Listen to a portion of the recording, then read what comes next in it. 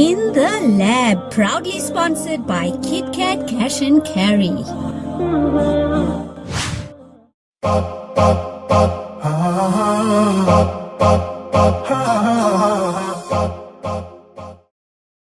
Assalamu alaikum, I'm Zaki Bika and you're with us in the lab, empowering, inspiring and informing our viewers.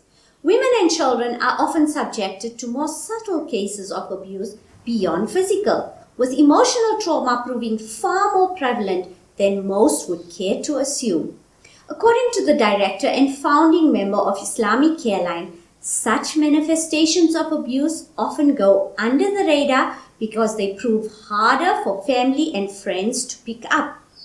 Women caught up in the cycle of abuse will often prefer to be physically assaulted by her spouse or partner and have them eventually stop, as opposed to being subjected to constant emotional abuse. With us in studio today is Hafsa Karam, mom of three, attorney and community activist. Assalamu alaikum. Jazakallah so much for joining us today. Walaikum salam. Thank you for having me. It's only a pleasure. So Hafsa, we're back on this emotional abuse. We've got so much requests for this topic that's been annoying or aggravating our people so much. So we're back on this topic again, emotional abuse.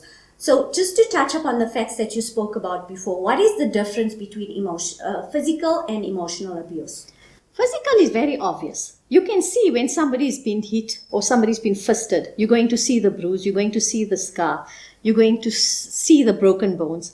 But with emotional abuse, it's very subtle. And it also comes in gradually. You don't realize it until it starts happening to you. And sometimes you don't even realize it's happening to you until somebody makes you aware of it, or you start becoming aware that things are not how they're supposed to be when you're comparing yourself to other people. Yes. So, Hafsa, the emotional abuse that we're discussing today, is it specifically between spouses or partners and between partners, or is it emotional abuse across the line? Well, it can be specific to a relationship. In any relationship, whether it's between spouses, whether it's between a boss, whether it's between a parent and a child, yes, you can get emotional abuse. It can just be on different levels. Where it becomes more personal, it's usually between spouses. Right. And where it's more vindictive, it's usually between a boss and his employer. Yes. So you'll have different. So we will discuss it across the board, but generally you'll see it applies to every situation. So Hafsa, what are the main signs and symptoms of emotional abuse? With emotional abuse, you'll find that the person is always nervous, especially around the abuser.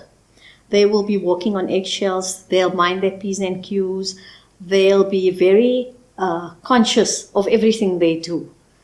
And you'll find that in many instances with an abused person, they will start shying away. They'll withdraw from the community. They'll cut off relations with certain people. Their friends will notice that they're becoming depressed, or they'll even become suicidal. So you will notice those signs, and as an outsider, initially you won't notice it because some people will put on a facade and pretend that everything's okay. But you'll find that with time, you will pick up these signs that this person is not in a normal relationship. So, Hafsa, it's become very, very common. One of the other topics we addressed recently was narcissism. It's become, this emotional abuse has become, specifically between spouses, has become so common in our community and between people that we know and females that we know. Are we crying wolf, or is it really happening and they're getting a voice? It is a reality. It's happening. And it's happening to the strongest of women. It doesn't happen to, you can't say it happens to just submissive, quiet women. It happens across the board depending on the abuser. Because if he's an abuser and if he wants to be in control, which is what a narcissist wants, is to be in control, they will do it to whoever. They will find their victim and do it. Why are women starting to speak up now? I think because they realize that they're becoming more aware that it is damaging to them, that they have a voice, there is a support system, there are people who are willing to assist them. And that's why women are talking Opening. about. They perhaps finding that comfort in others, or they resonating with other people's experiences. Is that perhaps why? They are. It's not only that they resonate with others, but once you realize that people are starting to talk about it, remember it's a taboo topic. Yes, People absolutely. have swept it under the carpet for very, very long. Years and years, yes. It's been happening for years. It's not a new phenomenon. Yes. It's been happening. Women have been experiencing it for a number of years. But now that we are becoming more vocal, I think women are becoming more aware, and they realize that yes, we can talk about it, and there is support in place for us. So while researching this, I've come across a term called gaslighting. What is, if you know about it, what is it? How does it? Well, with gaslighting is when an abuser, he lies and he purposefully makes a point of deluding your reality.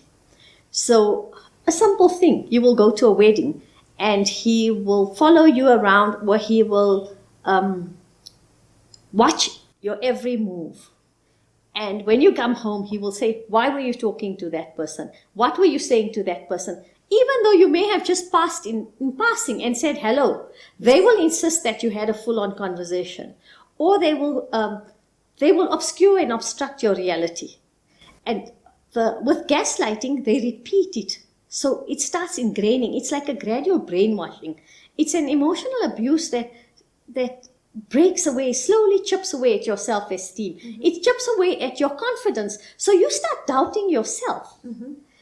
You know, with abuse, it can start so innocently. It may seem loving, where they'll call you fatty, my fatty. All right. Okay. But it's a derogatory term. Absolutely. But initially when they say my fatty, it sounds so cute. Yes.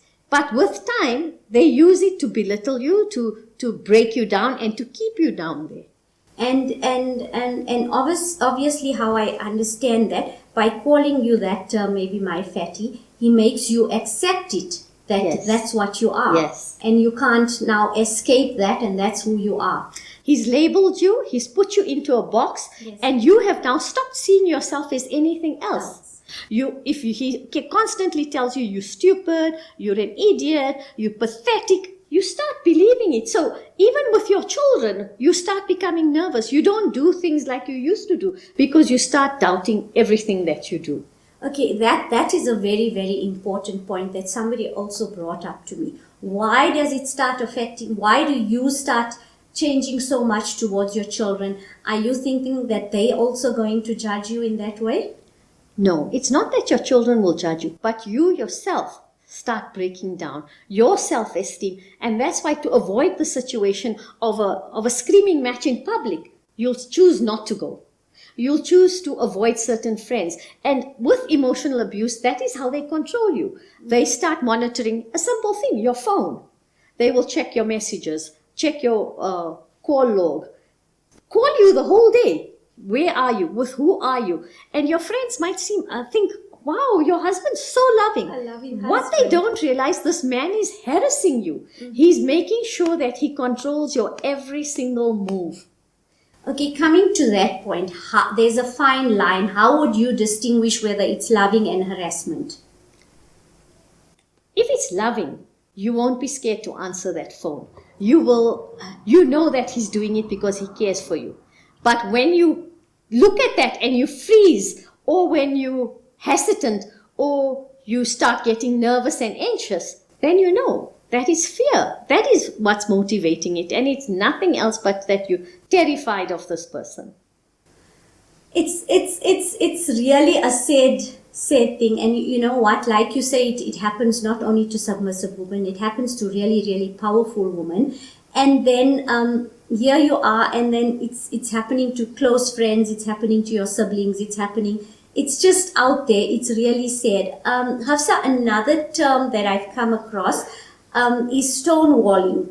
Can you explain to us what is and how does it come into this emotional abuse? With stonewalling, it's where they will just ignore you. They will dismiss you. You will try to speak to them about the problem, and they'll just pretend like it's non-existent. Or you will be sitting in company and you will talk, and they will pretend like You're not even there. So it's blatantly cutting you off and making you feel like you're worthless. Um, with emotional abuse, how do you then as a woman make others aware? How do you make others aware that obviously now it is an embarrassing situation, especially if you are a powerful woman. When and why do you then have the courage to make someone else aware that, look, this is happening? What happens is with any abuse, you'll find that your health starts deteriorating. You'll find that emotionally you start deteriorating. Mentally, you're not as happy as. And when you reach that point and you realize that, you know what, I am more important. I need to look after myself. That is when you decide to stand up and take a stand and talk about it. And then the other important point that I'm thinking about, how do you cope with yourself and having kids in the house? How then do you rear them or change their perception of this? Obviously, they're very intuitive and they're seeing this. So how then are you looking after yourself and then guiding them on the right path? You can't fill from an empty cup. So you must remember you need to look after yourself first. Mm-hmm. And especially when it comes to your children, if you're going to be in a sad state and depressed in front of your children, they're going to pick up on it. Mm-hmm.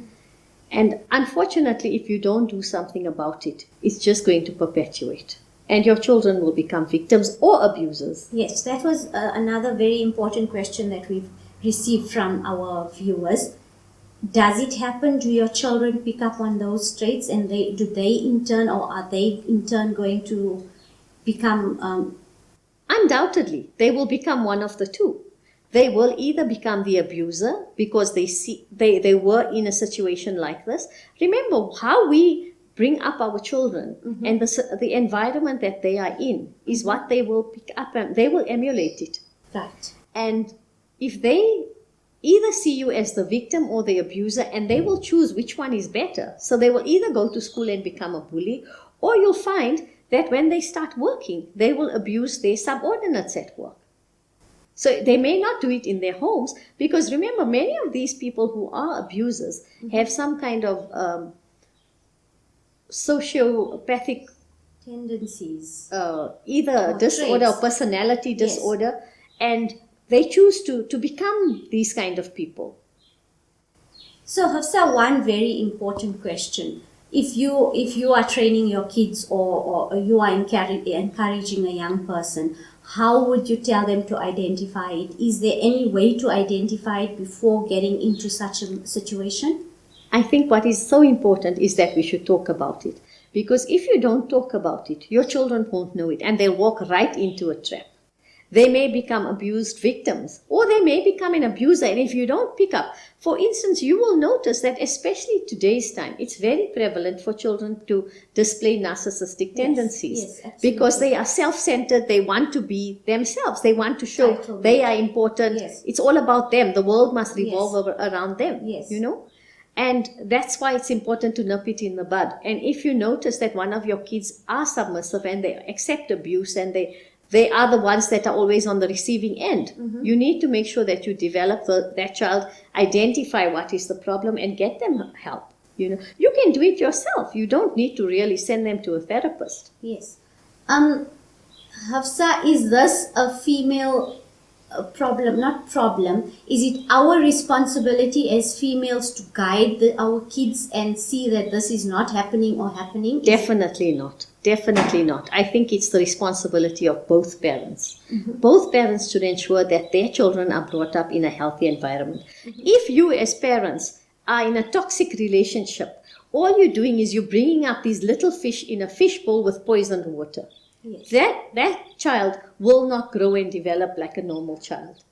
But if both parents work together and identify that there is a problem, so instead of arguing, criticizing all the time, because these kids are going to think that is how you're supposed to deal with issues. Mm-hmm. You're supposed to criticize. You're supposed to put somebody down. Yes. You're supposed to be demeaning to another person. that is what they're going to learn. So it's important for both parents to realize that the two parents must work together to ensure that their children grow up in a healthy environment. Okay, what is your first, if you are ready to speak, who is out there offering help? Specifically for I know it's a male problem and male and female problem, but specifically for females that are going through this emotional abuse, who is your first call? You must find somebody you can trust. Mm-hmm. Somebody within it can be one of your friends, Mm-hmm. but within your communities, very often, at the masjids, at the temples, there are always community people, counselors who are willing to assist. Mm-hmm. Or your local clinic, you can go and get help from a therapist there.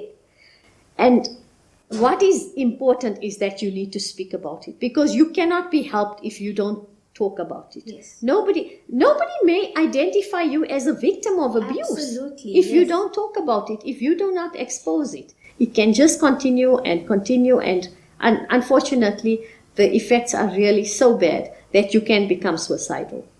As an outsider, what is it that, if you have noticed, what is it that you say to a person? Or is it your right to I say? think you should. Okay, what do you say? How do you guide a person to?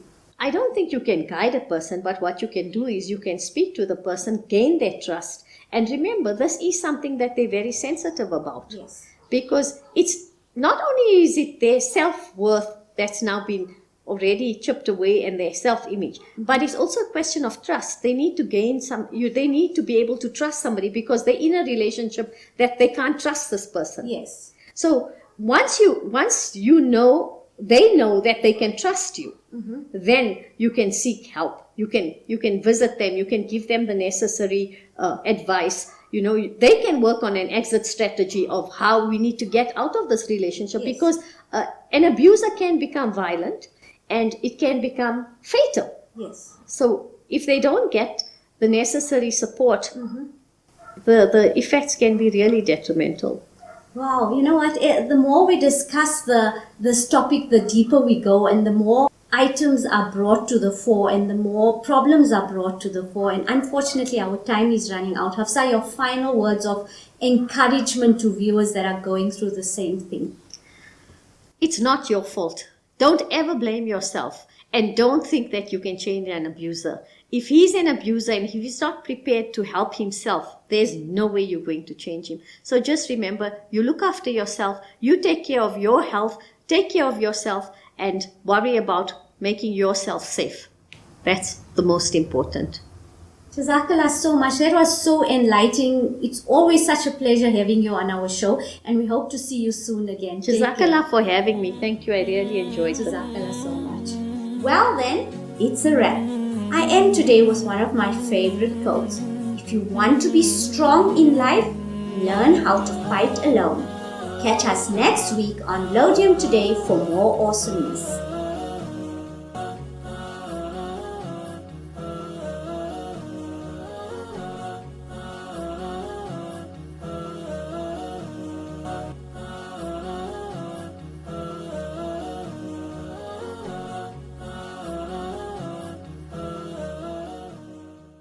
Watch our episodes on YouTube and subscribe to our profile.